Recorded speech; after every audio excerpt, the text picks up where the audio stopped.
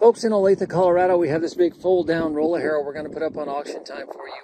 Guys, this is an older machine, but it's got some strengths to it. It looks like the frame on this machine is pretty good. It's missing some tines and wheels. That's the biggest weakness I see on this little roller harrow, guys. So I measured it. I'm going to call this a 26, guys. It's 14 feet across the front, and then it looks like each wing is 6. And I apologize for the wind, guys. I know it wreaks havoc on my camera and the video, so I apologize for the wind. So let's just start up here at the front, guys. You've got your swivel hitch up on the front. You can see where they've repaired the tongue right there and put a support or a brace on the side of it. 2 sets of remotes are required to run this, guys. One to raise the wheels up and down, and the other to fold the wings up and down. The crow's feet on front and back, that's a little unique in our area. You don't find that very often, guys. The crow's feet are showing quite a bit of wear pretty much across the board.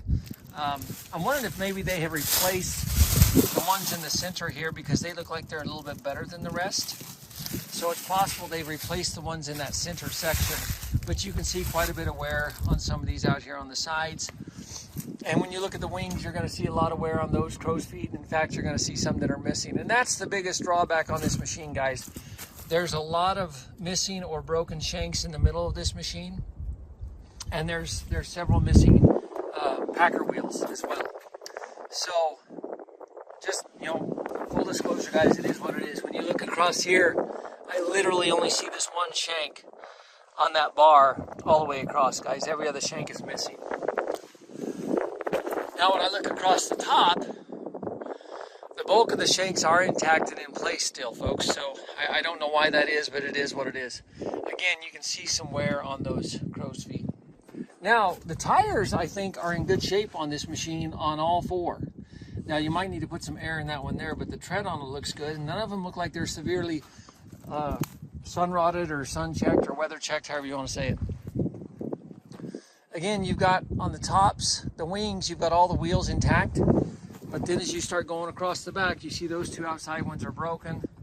There's another one that's broken or missing completely right there. More wheels that are broken or missing right here. Same thing right here. So I don't know why. It almost makes me wonder if they left the wings folded up and used it, and therefore all the damage took place on the main crow's feet and shanks, because the wings look like they're in pretty decent shape. So again, that's the only shank that's intact on that section. There are 2 shanks that are intact on the center section, and just one over here on this outside section on the right. So again, guys, you're missing several shanks, and you've got some significant wear, if not missing crow's feet. But again, when you look at the tires, folks, pretty good tires. And I've been around this little guy a couple times already, folks, and the only spot on the entire frame that I've seen that has been broken or welded is up on the tongue that we pointed out when we first started the video. The rest of the frame on this is pretty straight, and it's a pretty heavy-duty little roller harrow, truthfully. If a person wanted to put the time and money into putting some crow's feet and shanks back on this, you'd have a heavy-duty roller harrow. Looks like they put a makeshift pin in that hinge point right there, guys. But again, you see, and I pointed this out already, but there's only one shank on that front bar. Does look like they've done a little repair work right here on this bar, this guard bar up on the front.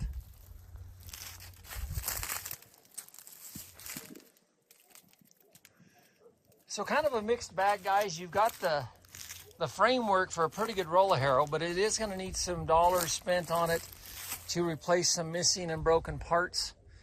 I'm going to call it a 26-footer, guys, and we'll get it put up on auction time. If you guys have any questions, give me a holler. Thank you.